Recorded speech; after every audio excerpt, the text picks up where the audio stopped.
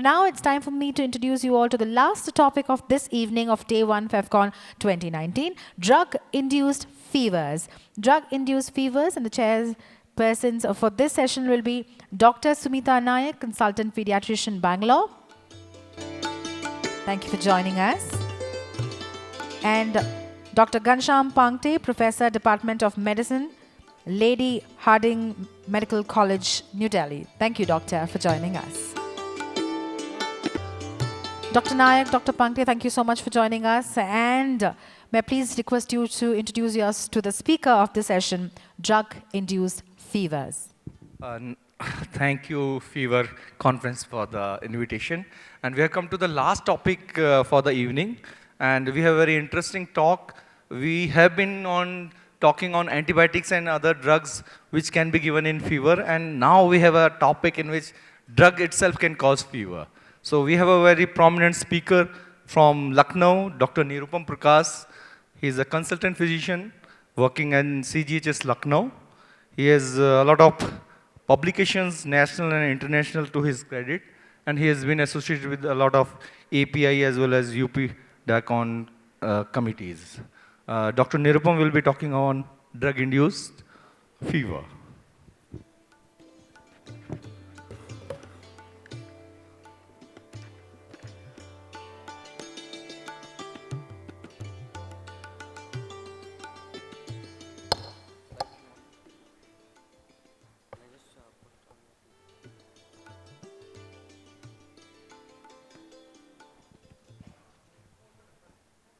Thank you, chairpersons, for the introduction, and thank you, organizers, for inviting me here for the talk.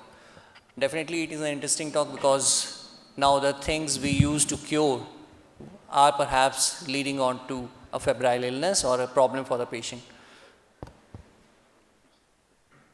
I'll begin with this case study because this is an interesting case study published around about 5 years back in 2014, and this shows that a 74-year-old woman was admitted after 8 hours of fever and shivering, and this was specifically following a 40 milligram dose of pantoprazole.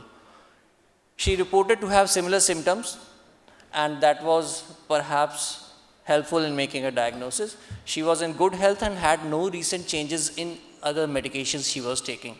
So that led to the conclusion that perhaps it was induced by pantoprazole.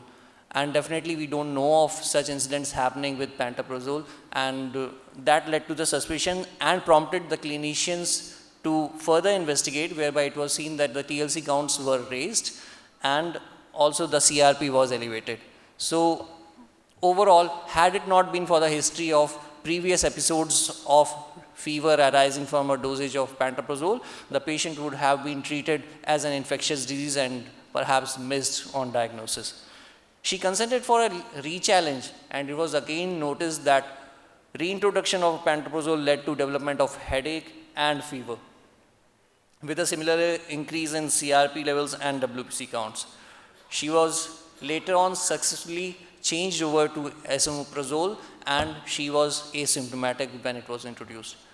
So it led her to conclude that this was perhaps an idiosyncratic reaction, and therefore doctors have to be aware, and doctors still are the king, and Dr. Suresh has said that robotic interventions would be helpful. Perhaps for information where data is lacking, robotic information might not be helpful. So doctors would still remain the king.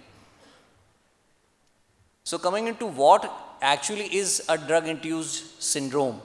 Basically anything which is introduced or caused by a drug and which recovers after withdrawal of the drug is a drug-induced syndrome. And so there has to be a temporal association of starting the drug and the symptoms and signs arising out of it, and they should regress with its discontinuation. It is always noticed that any drug which has got a narrow therapeutic index, or if the drug excretion is awry, the individual is likely to have more of symptoms, and that is also true for drug-induced syndromes and even drug-induced fever. Similarly, in elderly, it is likely to cause drug-induced fever. So what is the clinical relevance? The clinical relevance lies that the agent which we use to treat the problem is creating the problem. and therefore it can be missed. In hospitalized patients, it can be suspected as a failure of drug therapy. In individuals who are being introduced with a new drug, it indicates that they are intolerant. And patients who are on antimicrobials, that would mean that there has been a failure and perhaps a drug resistance, and we would switch on to another drug. So that would go on to increase the cost of hospitalization, further investigations, treating with newer drugs, and mislabel the individual as a refractory case or resistant case. And we would be missing out on the correct diagnosis of the individual. So therefore, the drug fevers are actually underreported and they are an undiagnosed condition. Therefore, we lack the data. It is specifically seen that certain agents like anti-neoplastic agents, cardiac drugs, and antibiotics are likely to cause drug fever. Specifically, males are more prone to develop drug fever with antimicrobial or antibiotics, while elderly and females are likely to develop drug fever with the use of CNS drugs or cardiovascular drugs. So, can I have the first question, please? I would request you to take controls of the voting meters. We'll have the first question. It is just to test the basic knowledge everybody has regarding drug fever. So what is true about drug fever? Is it a diagnosis of exclusion? Does it result in unnecessary workups, hospital stays, therapy and cost? It disappears within 4 to 7 days after withdrawal of drug, and re-challenge causes desensitization. So what in opinion of the House would be the correct answer?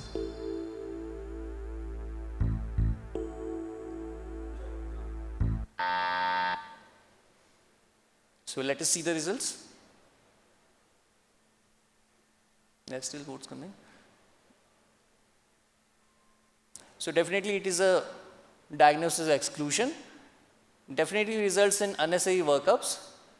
The last two are perhaps not true because it does not result in desensitization, and often it disappears within the first 3 days of withdrawal of the drug.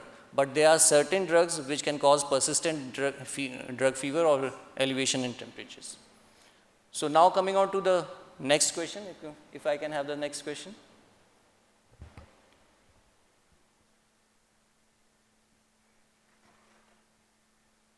Which amongst these does not cause drug fever? Which would be the safest of these?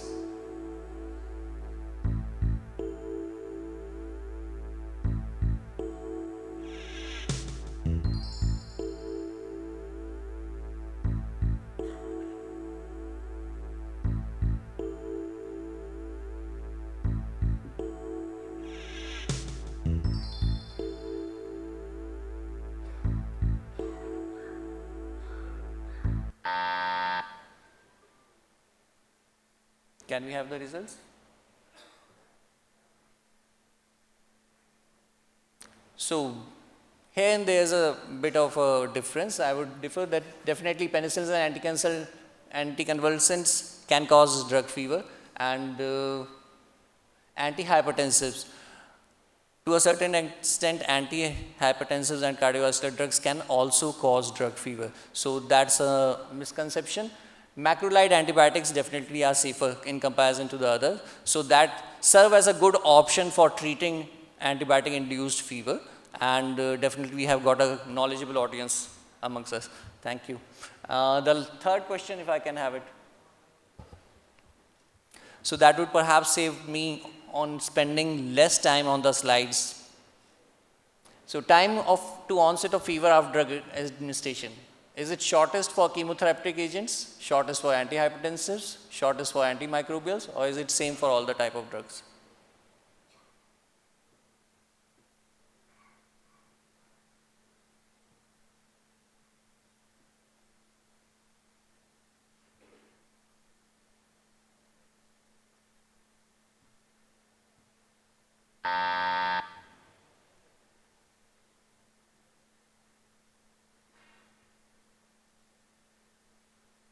What are the results?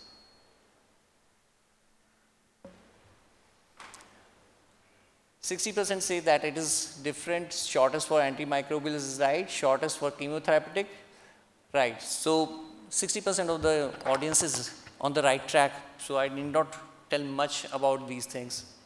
Thank you. So moving on to the talk, can I have the slides back? So a word about what drug fever actually is, and that will perhaps clear the doubts amongst all of us, that it can, talking about the type of fever we have caused by drugs, it could be either continuous, remittent or intermittent, but definitely if we intervene with antipyretics, it can be a mixed variety and it can be a hectic type. And mostly it responds to antipyretics. As we know the physiology of fever, it is based on, caused by excess of interleukins or endogenous pyrogens, which stimulate production of PGE2. So if the causation of fever is from this pathway, definitely the antipyretics would be working. But in case there is mechanism of drug which interfere with the thermoregulation or heat dissipation, perhaps antipyretics would not be effective. So that we need to remember, that antipyretics would not serve as a sole or the first line drug in all cases of drug induced fever. One thing to note is that drug fever might be the sole manifestation is as high as 3 to 4% of individuals, and there we need to be really careful while diagnosing this ailment. However, in most of the patients there are accompanying ailments like rash or eosinophilia or relative wellness of the individual and relative bradycardia, which can clinch the diagnosis. Usually the onset is fever is after 4 to 7 days of introduction of the drug.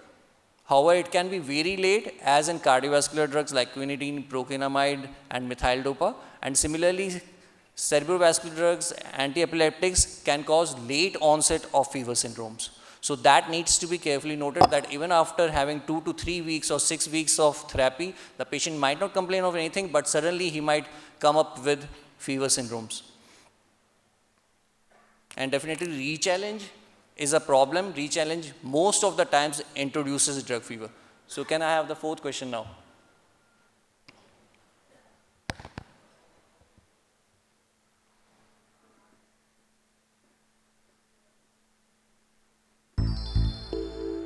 So what are the usual characteristics of a patient with drug fever? Is he generally sick, ill appearance, has relative bradycardia or rash? Fever may be the sole manifestations.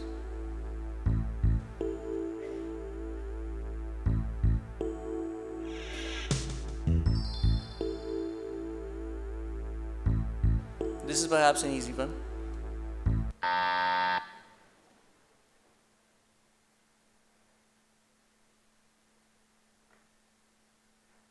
Votes still coming?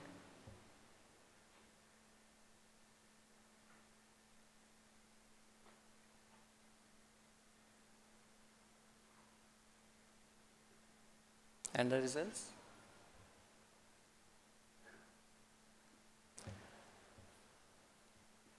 Usually individuals with drug fever are not sick. Usually they are comfortable and not ill in appearance. So that's perhaps the correct answer. Rest of them can be true. Relative bradycardia is present in most of them, and rash can appear even after discontinuation of the drug. So that should never mislead us that it's something else. Can I have the slides back? So the overall picture of an individual with drug fever would be that he's usually clinically well. Rash is seen as high as 20% of the patients, and it can even appear after discontinuation of the drug. And it can appear after 2 to 4 weeks of discontinuation of therapy. So you should always be on the lookout for these. And if you have a known entity or a known drug which can cause rash, you should always keep that in mind. Relative bradycardia, how do we define relative bradycardia?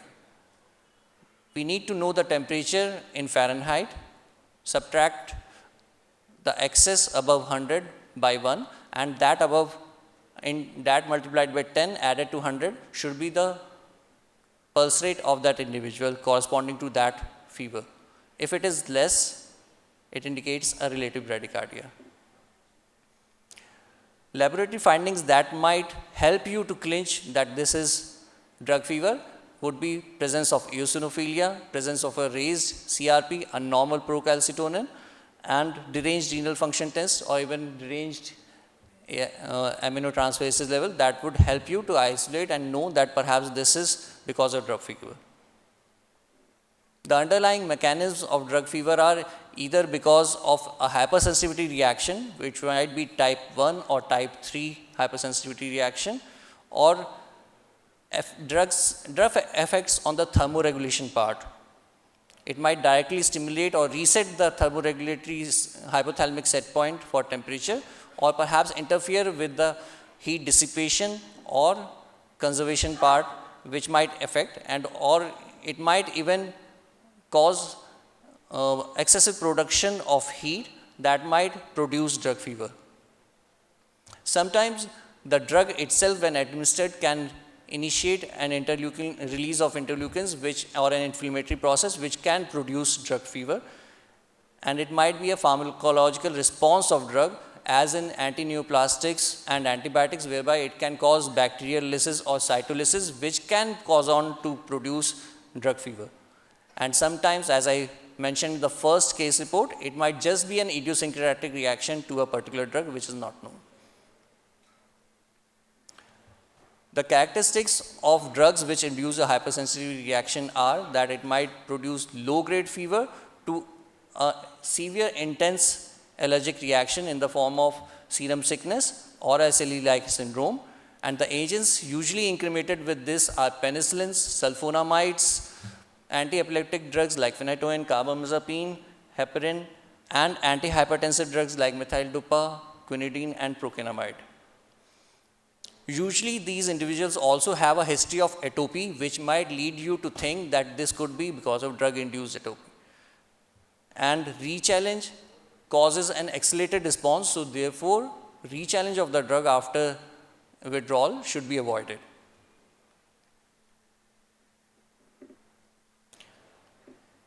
Most of these drugs cause a serum or sepsis induced sickness and might be confused with an infective illness. Amongst these, even antitubercular drugs have been shown to produce a late onset drug fever, and should be noted because as we think that the introduction of ATT would produce a remission of fever, a late onset fever would not indicate a failure of therapy, but it could be just because of drug fever. Similarly, a commonly used drug, allopurinol, can even produce drug fevers.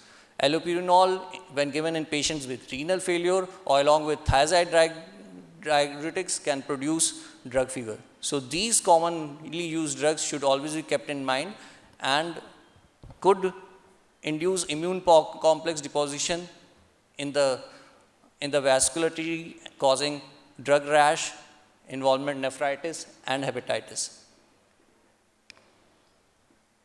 There are certain drugs which interfere with the thermoregulation of the individual, and by interfering with the central pathways or the peripheral or by metabolic means can induce drug fever.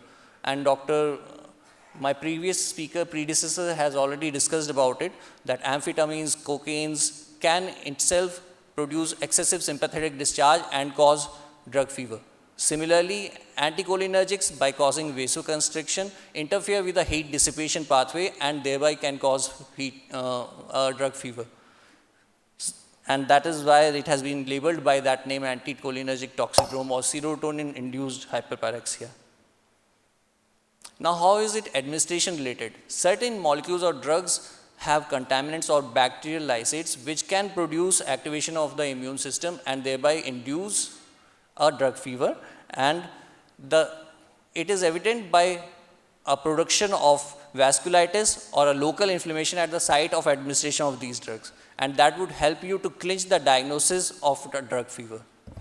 This is usually seen after administration of hypertonic salines or hypertonic solutions or contrast agents or agents like bleomycin and amphotericin. The beauty of drug fever with amphotericin B is that initial up titration of amphotericin B can cause desensitization of these effects. So you can slowly up titrate by repeated dosing and prevent the onset or the causation of drug fever in these individuals. Similarly, it might be the pharmacological response, as I said, is seen with drugs like antineoplastic drugs and also with antibacterial agents, and that is very similar to Jarisch-Herxheimer reaction, which was seen and reported in individuals with secondary syphilis treated with penicillins. It is a serum sickness-like reaction whereby characterized by fever, myalgias, hyperventilation, and tachycardia, and it is a sudden onset seen in a period of 6 to 8 hours. However, certain drugs might produce idiosyncratic response in the form of drug fevers, and this is basically because of heritable biochemical defects which are seen similar to malignant hyperthermia of anesthesia or exposure to various inhaled gases like enflurane, halothane. And now for the last question, which I believe if you can put that on.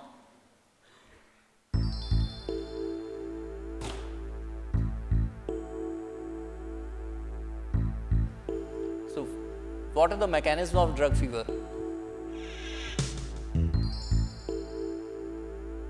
Is it drug hypersensitivity? Is it drug effect on thermoregulation?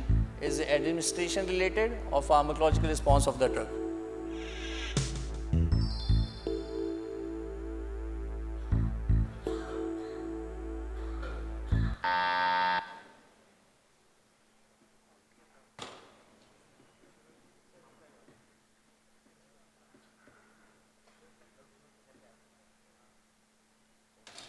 Can I have the results? Everyone is right in this because it can happen from all the 4 pathways. So, coming to how to go on to approach a patient with drug fever. First and foremost, it is a diagnosis or exclusion, so you should rule out all other possible causes. You should rule out an underlying malignancy, a thromboembolic disorder, or a cerebrovascular disorder, or a collision vascular disease. Even acute gouts or previous surgery or trauma can lead on to drug fevers, so that should be ruled out. And then you should consider the drugs which are being administered to the individual. Any new drug which has been added to the individual should be seen, and the likely drug which can cause drug fever should also be studied. We should always remember that it can result or present as a pyrexia of unknown origin, or simulate sepsis or an antimicrobial drug resistance, and there you should see if there is any temporal association with the introduction of the drug, and that should be studied, and then we should match the time of administration of the drug with the onset of fever. If that corresponds, the likelihood of that drug being the etiological agent might be there. Furthermore, there are certain cues like the patient does not seem to be that ill. There is presence of rash, there is presence of eosinophilia, which might lead on to clinch the diagnosis that here is the possibility of drug fever. So how to treat them or how to withdraw the drugs? The first and foremost is, if there is a polypharmacy, you should take off all the non-essential drugs which the patient has been taking. Amongst those that are essential, you should try to withdraw the drugs one by one and at the interval of 3 days, because most of the individuals would respond after withdrawal within the first 3 days. The most likely drug thought to cause drug fever should be withdrawn first and should be replaced with a chemically suitable drug. If particular drug causing fever has to be used, then you should cover it with the usage of corticosteroids, because corticosteroids usually blunt all the immune pathways which are causing on to drug fevers. However, anti-allergics, diphenhydramine are usually not effective. Amongst the antibiotics which are implicated in causation of drug fever are usually cephalosporins, penicillins or sulfonamides. Even vancomycin and piperacillin, tazobactam and teicoplanin have been reported to cause drug fevers. So you should know this. Then the drugs which really cause are erythromycin, clindamycin, aminoglycosides and macrolides. So that you can always substitute whenever you are suspecting antibiotic-induced drug fever. So coming to the last question.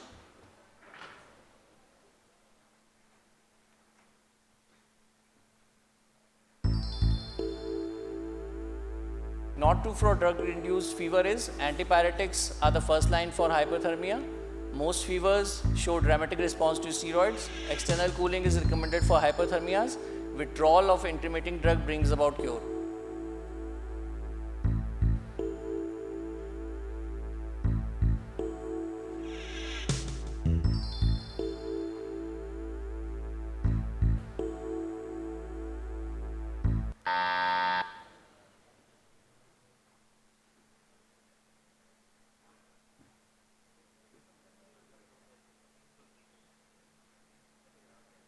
And the results? So I believe on this dizzy evening, perhaps everybody is not listening to me.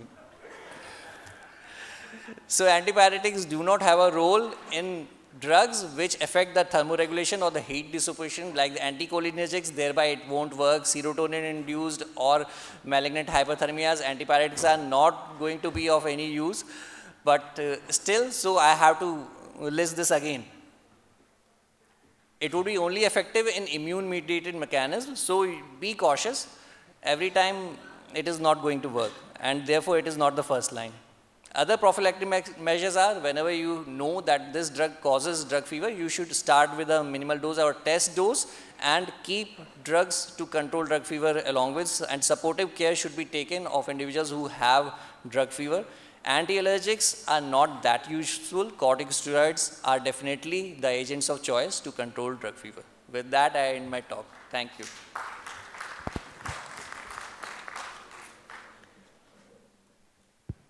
Thank you, Dr. Nirupam, for an excellent presentation Thank you, and elaborate elucidation of the drug-induced fevers.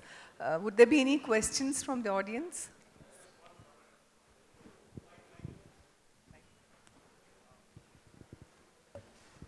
In addition to drugs we prescribe, sometimes the parents may be giving alternative therapies which need to be looked into. And most of the time they will bring the medicines, we will not know the pharmacopoeia of the medicines.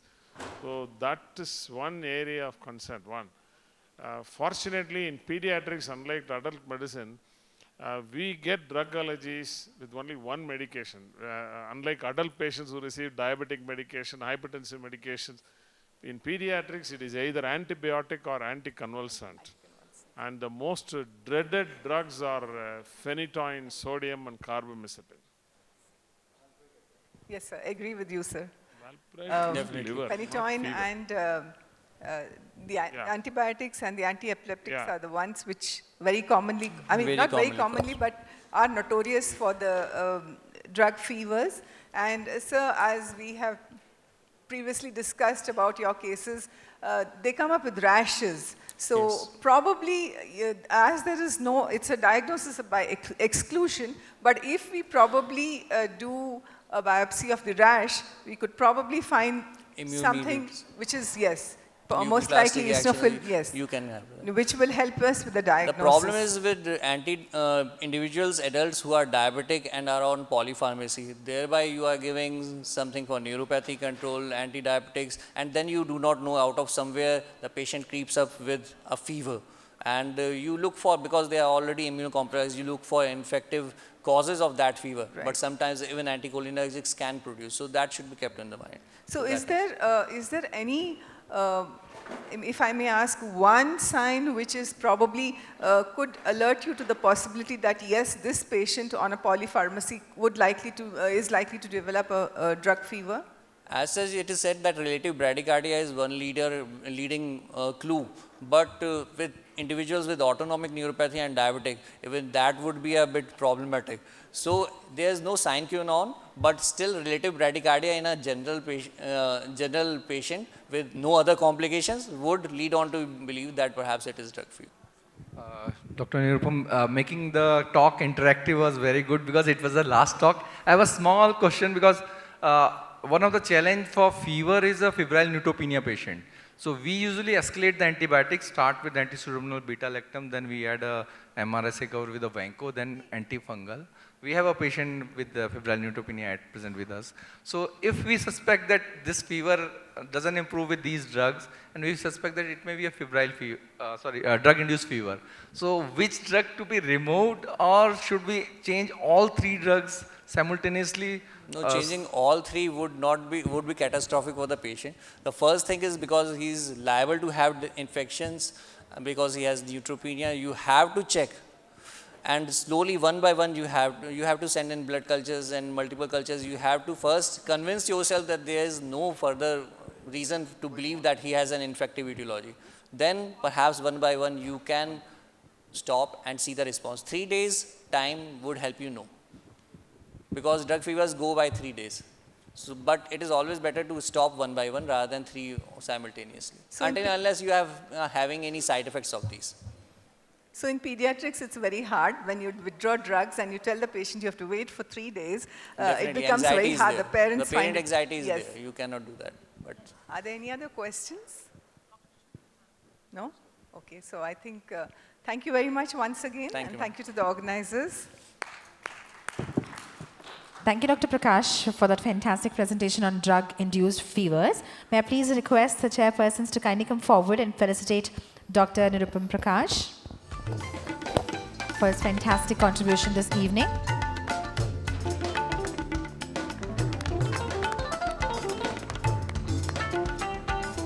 Thank you, Dr. Prakash. And may I now request Dr. Rajiv Kumar Jain to kindly join us on the stage to felicitate the chairpersons for the session.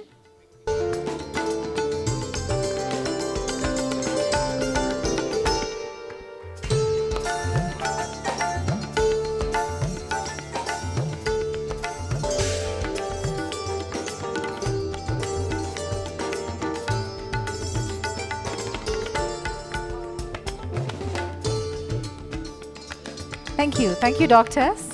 Thank you so much.